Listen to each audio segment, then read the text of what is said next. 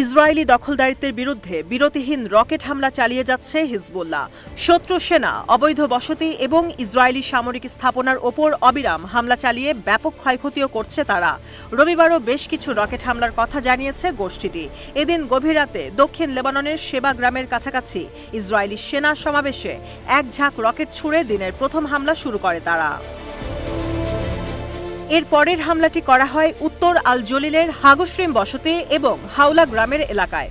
পাশাপাশি দক্ষিণ লেবাননের আইতারাউনের দক্ষিণ পশ্চিম দিকে অনুপ্রবেশের চেষ্টাকারী ইসরায়েলি পদাতিক বাহিনীর সাথে মুখোমুখি সংঘর্ষে জড়িত হয় হিজবুল্লাহ যোদ্ধারা। এ সময় ইসরায়েলি সেনাদের মধ্যে হতাহতের ঘটনা ঘটে এবং ব্যাপক ক্ষয়ক্ষতি হয়। কিরিয়াত শমনের বসতিতে এক ঝাঁক রকেট ছোড়ে হিজবুল্লাহ যোদ্ধারা। ইসরায়েলের অবৈধ বসতি ওয়েস্টার্ন আল জলিলের মেনাচেমেও আক্রমণের মুখে পড়ে ইসরায়েলি সেনারা। এসব হামলা প্রমাণ করে যে লেবাননের দক্ষিণের সমগ্র এলাকা জুড়ে সক্রিয় রয়েছে হিজবুল্লাহ যোদ্ধারা। মেনাচেমের পাশাপাশি সকাল 11:30টার দিকে আরও 3টি অবৈধ বসতিতে একযোগে রকেট হামলা চালায় হিজবুল্লাহ। বসতিগুলো হল শেতুলা, জারিত এবং সোমেরা। দখলকৃত আক্কা শহরের উত্তরে অবস্থিত শ্রাগা সামরিক ঘাঁটিতেও এক ঝাঁক রকেট ছোড়ে হিজবুল্লাহ যোদ্ধারা। গোষ্ঠীটি বলেছে এই হামলাগুলো গাজার প্রতিরোধ যোদ্ধাদের প্রতি অটল সমর্থন এবং ফিলিস্তিন ও লেবাননের জনগণের ওপর ইসরায়েলের বর্বর হামলার প্রতিক্রিয়া। এদিকে আল মায়াদিনের এক প্রতিবেদনে জানানো হয়, রবিবার লেবানন থেকে নাহারিয়ার দিকে এক ঝাঁক রকেট ছোড়া হয়েছে। এ সময় সতর্কতা সাইরেন বাজানো হয়।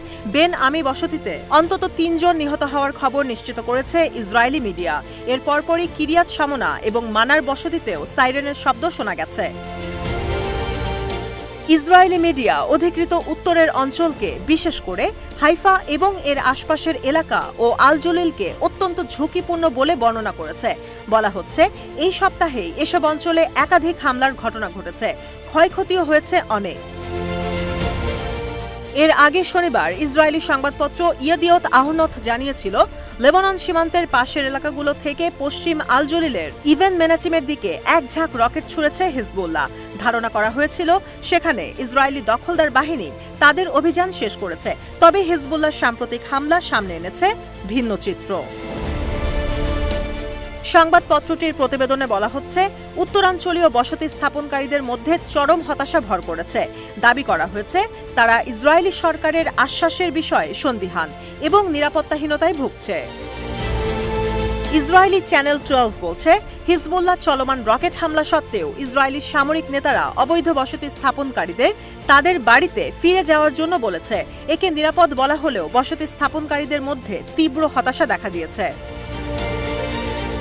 ইসরায়েলি নিরাপত্তা কর্মকর্তাদের বরাত দিয়ে ইসরায়েলি মিডিয়াগুলো জানিয়েছে, শুধুমাত্র স্থল অভিযানের মাধ্যমে লেবানন থেকে রকেট হামলা বন্ধ করা সম্ভব নয়, বরং এর জন্য দরকার একটি রাজনৈতিক সমাধান।